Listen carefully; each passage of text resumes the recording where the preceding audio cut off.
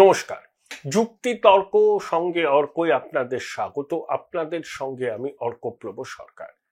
পাকিস্তান ভারতের যে সংঘাতের আবহ চলছে, আমরা অনেকেই বোধহয় আমাদের পূর্ব প্রান্তের প্রতিবেশী বাংলাদেশে কি হচ্ছে সে সম্পর্কে অতটা খবর রাখছি না, কিন্তু আমাদের রাখতে হবে আমাদের নিরাপত্তার স্বার্থে।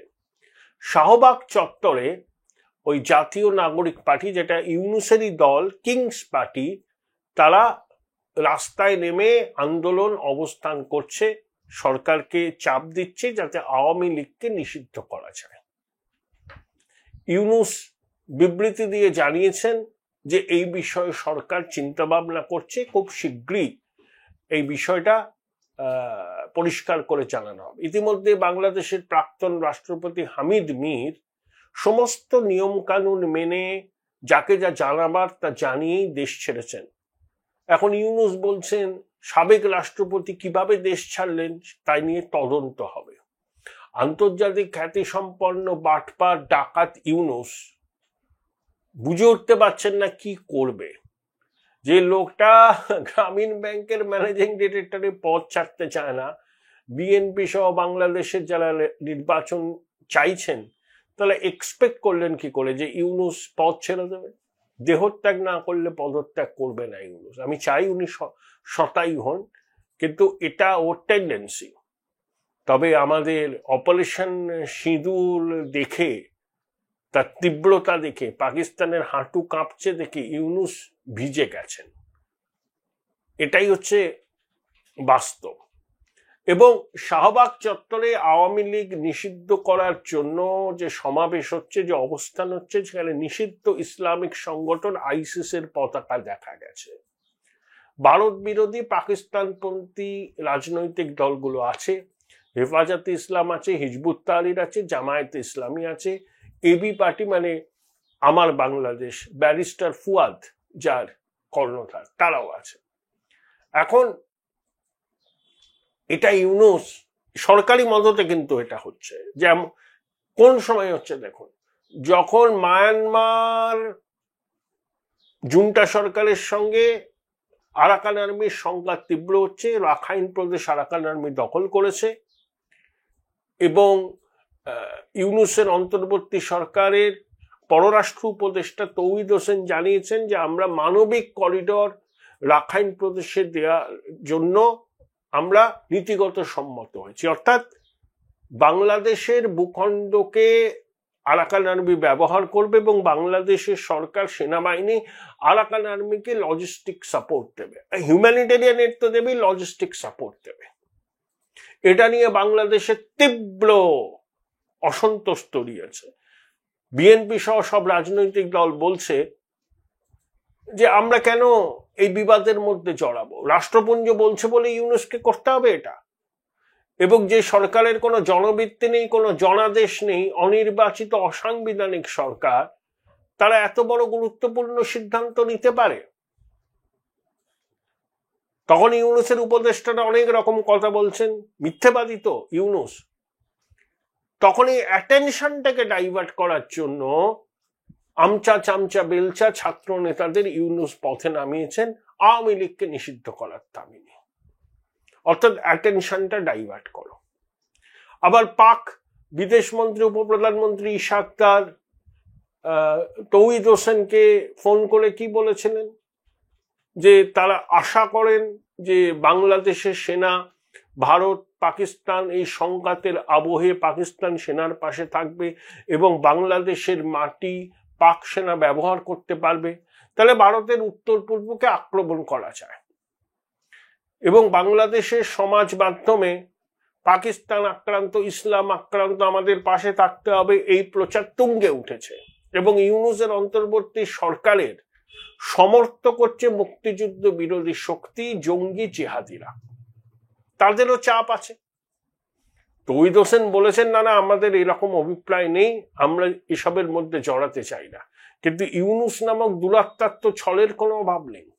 ইউনূস চাইছে না নির্বাচন করতে, তাহলে নির্বাচন করা যাচ্ছে না, তার পক্ষে একটা পাকাপোক্ত লজিক দিতে হবে। তো সেই লজিকটা হলো যুদ্ধ পরিস্থিতি। বাংলাদেশ কি বলবো অখণ্ডতা আক্রান্ত হয়েছে, এখন কি করে নির্বাচন হবে, এখন ঐক্যর দরকার। খুব কথাটা বলে এই বৃদ্ধ, ঐক্য ঐক্য, ফোলা ফোলা কাল নিয়ে হাত পা নেড়ে আন্তর্জাতিক সংবাদ মাধ্যমের সামনে কি অবিশ্রান্ত মিথ্যা কথা বলা যায়, তার প্রতীক হচ্ছে এই সুদখোর ইউনূস। একটা লোক নোবেলের শান্তি পুরস্কার পেয়েছে, আর তার আমলে বাংলাদেশ হচ্ছে অশান্তির দেশ, জঙ্গি জিহাদিদের দেশ। দেখুন, হোলি আর্টিজান কাফেতে 2016 সালে যে ঘটনাটা ঘটেছিল, তখন আমরা এই ভারতীয় উপমহাদেশের মানুষ বুঝতে পেরেছিলেন যে বাংলাদেশে র্যাডিক্যাল ইসলাম কতটা বেড়েছে, কতটা বিপদ মানবতার কাছে তারা। শেখ হাসিনার তৎকালীন সরকার র্যাডিক্যাল ইসলামের বিরুদ্ধে জোরদার অভিযান চালিয়েছিল, জঙ্গি ঘাঁটিগুলোকে ভেঙে দিয়েছিল, ভারত বিরোধী জঙ্গি কার্যকলাপ তখন বাংলাদেশের মাটি থেকে কম হতো। অনেক জঙ্গি জিহাদিদের জেলে ঢুকিয়ে দিয়েছিলেন শেখ হাসিনা, তারা আবার ছাড়া পেয়ে গেছেন অন্তর্বর্তী সরকারের সময়। উল্লেখযোগ্য জসিমউদ্দিন রায়মানি, আনসারুল্লাহ বাংলার প্রধান, যেটা আল কায়দার এই ইন্ডিয়ান সাবকন্টিনেন্টের একটা শাখা, সে তো পরিষ্কার বলে বেড়াচ্ছে উত্তর পূর্বকে আক্রমণ করতে হবে। ইউনূসের সহকারী মাহফুজ আলম উত্তর পূর্ব মুর্শিদাবাদ আসামকে নিয়ে নতুন বাংলাদেশের মানচিত্র তৈরি করে ফেলেছিলেন, গৃহযুদ্ধের ডাক দিয়েছিলেন, তাই ইউনূস তার বিরুদ্ধে কোনো ব্যবস্থা নেয়নি। তো জঙ্গি জেহাদিরা ইউনূস সরকারের সমর্থক, মুক্তিযুদ্ধ বিরোধী শক্তি সমর্থক, নতুন কথা নয়। এবং আইএসআই ডিজি বাংলাদেশে ঘুরে গেছেন, লালমনিরহাটে গেছিলেন, চিকেন নেকের খুব কাছে, সেখানে বিমান ঘাঁটি তৈরি করবে বাংলাদেশ পাক সহায়তায়। তো জঙ্গি জিহাদিরা তো উৎফুল্ল। চট্টগ্রামে যে রোহিঙ্গা শরণার্থী শিবির আছে, সেখান থেকে জঙ্গি জিহাদিদের রিক্রুট করার কাজ করছে পাকিস্তানের আইএসআই। ভারতের পক্ষে বিপদ। 4000 কিলোমিটারের উপর দীর্ঘ সীমান্ত, পশ্চিমবঙ্গের সঙ্গে 2000 কিলোমিটারের বেশি। আনসারুল্লাহ বাংলা স্লিপার সেলের সদস্যরা ভারতের বিভিন্ন জায়গায় লুকিয়েছিল, তাদেরকে আমরা আইডেন্টিফাই করেছি, গ্রেপ্তার হচ্ছে, জেরা হচ্ছে। সীমান্তে আমাদের সতর্কতা রয়েছে। ভারতবর্ষের একটা নতুন ডক্ট্রিন, আমাদের দিকে কেউ চোখ তুলে তাকালে সমুচিত জবাব দেওয়া হবে। ভারতের মাটিতে জঙ্গি হামলা করলে মিলিটারি অপারেশন হবে, এবং জঙ্গি ঘাঁটি বা জঙ্গি হামলার খবর যদি ভারতের কাছে আসে, তাহলে ভারত প্রিএমটিভ স্ট্রাইক করবে। সেটা শুধু পাকিস্তানের ক্ষেত্রে প্রযোজ্য নয়, ভারতকে আঘাত আনার জন্য যারা যারা চক্রান্ত করছে বা যে যে দেশের মাটি থেকে চক্রান্ত হচ্ছে, সবার ক্ষেত্রেই প্রযোজ্য। তাই বাংলাদেশের ক্ষেত্রেও প্রযোজ্য। এবং বাংলাদেশের মাটিতে জঙ্গি জেহাদিদের যে অবাধ বিচরণ ক্ষেত্র, এটা নতুন কোনো কথা নয়, আগেও ছিল, কিন্তু শেখ হাসিনা শক্ত হাতে দমন করেছিলেন, বিশেষত হোলি আর্টিজান কাফের পরে, ওই মারাত্মক ঘটনার পরে। ওরা বাংলাদেশের ডিপ্লোম্যাটিক এনক্লেভ, ঠিক যেমন আমাদের দিল্লিতে চাণক্যপুরী, বাংলাদেশেও সেই রকম জায়গায় হোলি আর্টিজান কাফে, সেখানে ঘটনাটা ঘটেছিল।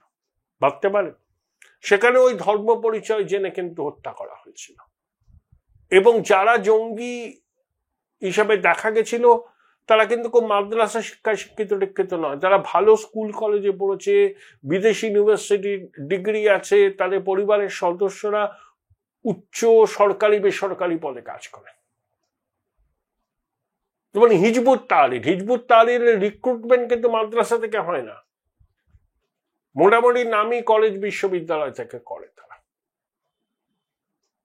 মানে মস্তিষ্কে ঘৃণা ঢুকিয়ে দেওয়া হয়, বলা হয় ইসলাম আক্রান্ত, ইসলামকে রক্ষা করতে গেলে জিহাদই একমাত্র পথ।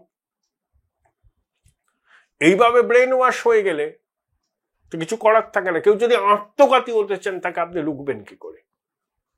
একটা কথা খুব চালু আছে, লোন উলফ সিনড্রোম। কোনো ব্যাকগ্রাউন্ড নেই টেরোরিজমের, কিন্তু হঠাৎ করে এমন কাণ্ড ঘটিয়ে দিল, বিশ্ব হতচকিত হয়ে গেল।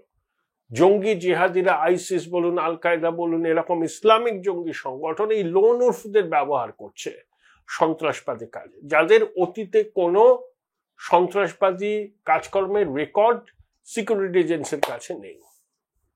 কিন্তু বাংলাদেশে জঙ্গি ঘাঁটি তৈরি হচ্ছে, রিক্রুটমেন্ট হচ্ছে, রোহিঙ্গাদের মধ্যে থেকে রিক্রুটমেন্ট হচ্ছে, মগজ তোলাই হচ্ছে। এবং আওয়ামী লীগকে নিষিদ্ধ করার এই দাবিটা এখন আবার নতুন করে উঠলো কেন, রাস্তায় নেমে গেল? এই যে ভারত পাকিস্তানের সংঘাতের আবহে পাকিস্তানকেও বার্তা দেওয়া, দেখো যে আওয়ামী লীগের নেতৃত্বে মুক্তিযুদ্ধ হয়েছিল, পাকিস্তানের অঙ্গহানি হয়েছিল, জিন্নাত দ্বিজাতি তত্ত্ব মুখ তুবড়ে পড়েছিল বাংলাদেশে, সেই আওয়ামী লীগকে আমরা নিষিদ্ধ করতে চাইছি, বন্ধুত্বের বার্তা দিচ্ছি। জামাত তো প্রথম থেকে মুক্তিযুদ্ধের বিরোধী, তারা তো বাংলাদেশের অস্তিত্ব স্বীকার করতো না। তারা এখন ক্ষমতা পেয়েছে, তারা এখন ইতিহাস উল্টে দিতে চাইছে এবং ভারত বিরোধী কার্যক্রম তাদের মদত দেবে। এরা ভারত বিরোধী। Join Indian Institute of Hotel Management now. Right choice, right decision. তাহলে আমাদেরও পদক্ষেপ নিতে হবে। অপারেশন সিন্দুর একটা এক্সাম্পল,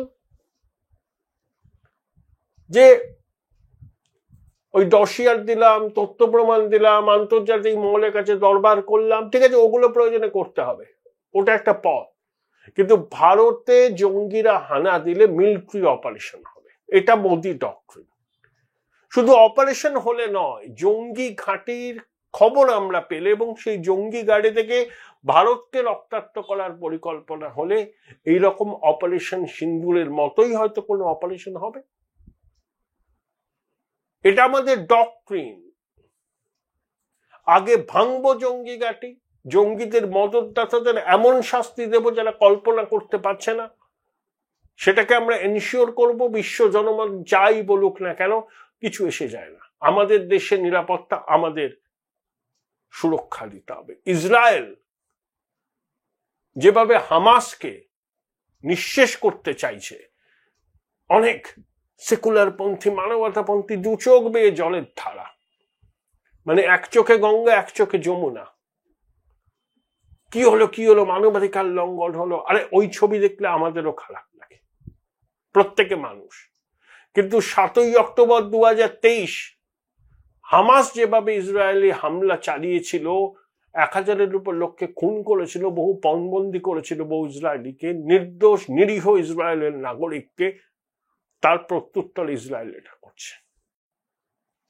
আমার দেশের নাগরিকদের সুরক্ষা নিশ্চিত করা তো সে দেশের সরকারের, সেনাবাহিনীর কর্তব্য, সেটা ইসরায়েল করছে, ভারতও করবে। অপারেশন সিন্দুর তার প্রমাণ। এটা মোদি ডক্ট্রিন। এই ডক্ট্রিন শুধু পাকিস্তানের ক্ষেত্রে নয়,